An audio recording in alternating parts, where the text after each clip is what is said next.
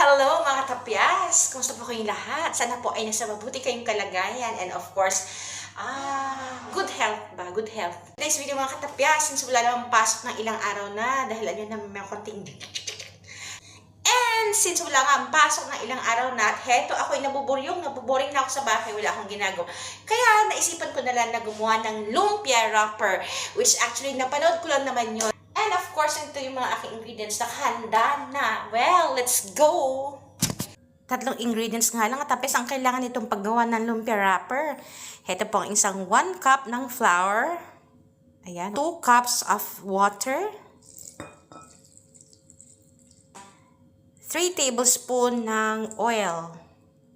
Pwede naman po tayong maglagay ng salt kung gugustuhin natin. Pero ako talaga hindi ako maglalagay ng salt. And so, mekos-mekos lang natin yan, mga pinsan.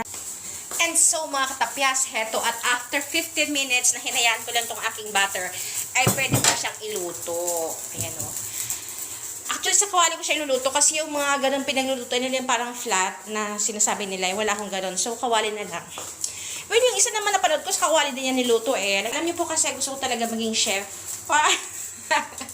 Joke lang. Gusto ko lang matry kung kaya ko bang magluto or kaya ba ng powers ko magluto ng lumpia wrapper. And so, this is it. Pansit. Let's try it.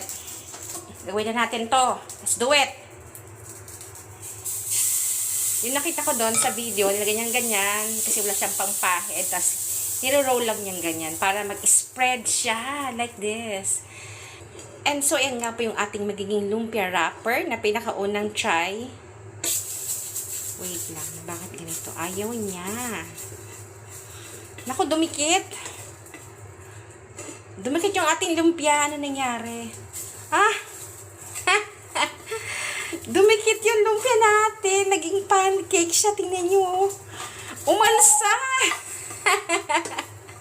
Ano ba yan? Bakit? Bakit ganun? Wait lang. Let's try again. Yung isa nating kawali ay, ayun, nakababad. Dito tayo sa isang kawali. Magta-try. Itong maliit lang. Try natin. Siguro doon, dumidikit kasi doon. Ito, try natin dito. Ayan. Mainit na siya ng konti. And then, let's try it. For the second time, I think maging okay na to. Let's try it now. Uy, ayun o. Tapos, konti. Actually, magtataka kayo kung bakit konti lang.